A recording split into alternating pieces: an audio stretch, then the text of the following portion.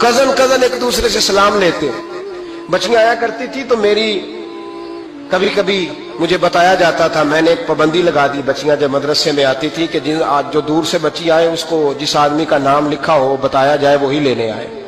ایک دن مجھے اطلاع دی گئی کہ آپ تھوڑی دیر آئیں. میں گھر گیا تو مجھے بتلایا گیا کہ ایک بچی ہے تو اس کو جو پہلے لینے آتا تھا وہ نہیں آیا، کوئی اور آیا.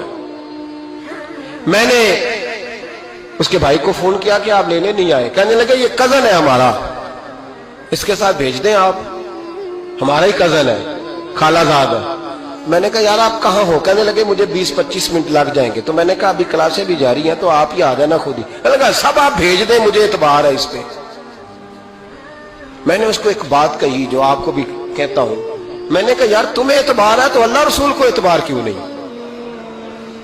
انہوں نے کیوں غیر محرم بنایا؟ عجیب تماشا ہے.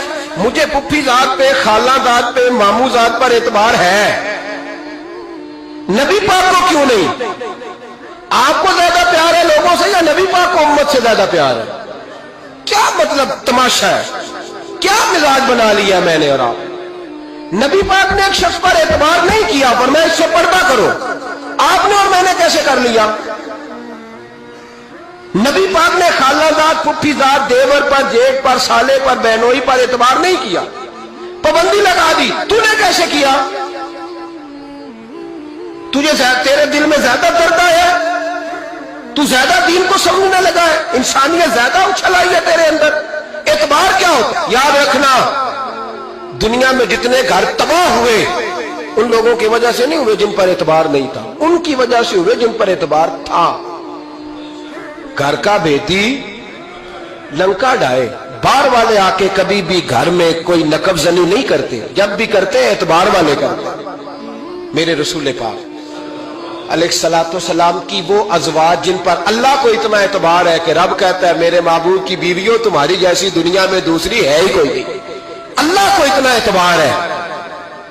لیکن ایک نابینا صحابی آئے تو حضور کی 2 ازواج بیٹھی تھی تو نبی پاک نے فرمایا پردہ کرو. یا رسول اللہ وہ تو نابینا ہے. فرمایا تمہیں تو نظر آ رہا ہے نا، تمہاری آنکھیں تو کھلی ہوئی ہیں. حضور کو اعتبار نہیں تھا، بس کر دے. سب سے بڑا ظالم وہ ہے جو کہتا ہے مجھے بیٹی پہ اعتبار ہے. وہ ظالم ہے، وہ اپنی بیٹی کے ساتھ ظلم کر رہا ہے. جو کہتا ہے مجھے اعتبار ہے، کالج جا رہی ہے، یونیورسٹی جا رہی ہے، اکیلے آ جا رہی ہے، مجھے اعتبار ہے.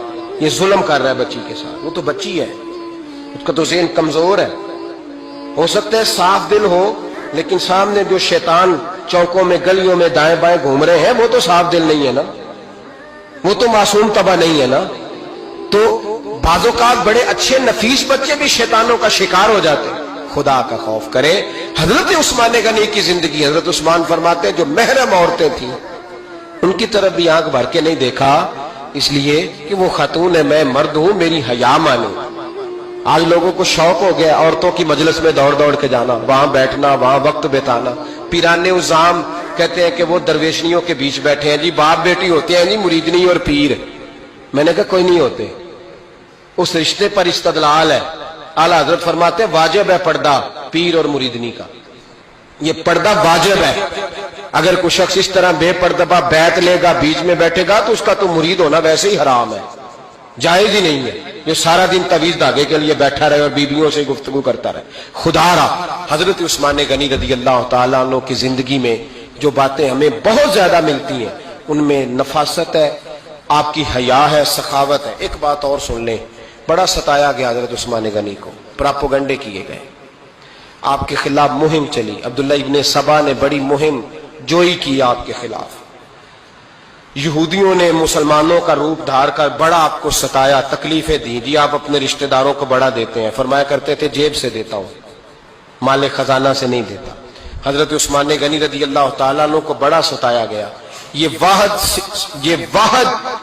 خلفائے راشدین میں خلیفہ ہے جن کا 40 دن پانی بند کیا گیا، کھانا نہیں آنے دیا گیا. لیکن کمال ہستی حضرت عثمان غنی کی. مولا علی جیسے شیروں نے جا کے کہا آپ اشارہ کریں کہ جو آپ کے خلاف نکلے ہوئے ہیں تو ایک تلوار سے مار دیے جائیں گے.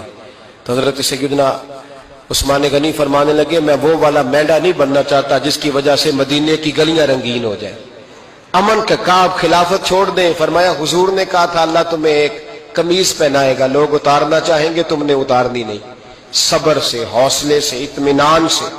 یہ وہ واحد ہستی ہے حضرت عثمان غنی، انہوں نے شہادت قبول کر لی لیکن تلوار نہیں چلنے دی، لوگوں کو ایک دوسرے کے گلے نہیں کاٹنے دی۔ وہ شخصیت ہے حضرت عثمان غنی کی، لیکن بڑا ستایا گیا، بڑا پراپوگنڈا۔ مجھے بتائیے اس کے بارے میں اللہ قرآن کی آیتیں نازل کر دے اور جس کے بارے میں مصطفیٰ کریم ایک بار نہیں تین بار جنت کی بشارت عطا کر دے، کوئی بندہ ہمیں تاریخ بتائے، حوالے دے، کہانیاں سنائے تو ہم اس کی کہانیاں دیکھیں گے یا نبی پاک کا فرمان دیکھیں گے؟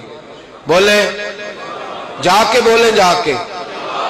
کسی کہانی پر کبھی بھی کان، بس ایک حدیث میں نے بڑی دفعہ سنائی ہے، پھر سناتا ہوں، ترمذی میں ہے، نبی پاک جنازگاہ تک گئے جنازہ پڑھنے، یا رسول اللہ فلاں آدمی انتقال کر گیا، جنازگاہ تک تشریف لے گئے جنازہ پڑھانے، لیکن جنازگاہ تک پہنچ کر محبوب نے فرمایا اس کا جنازہ نہیں پڑھانا۔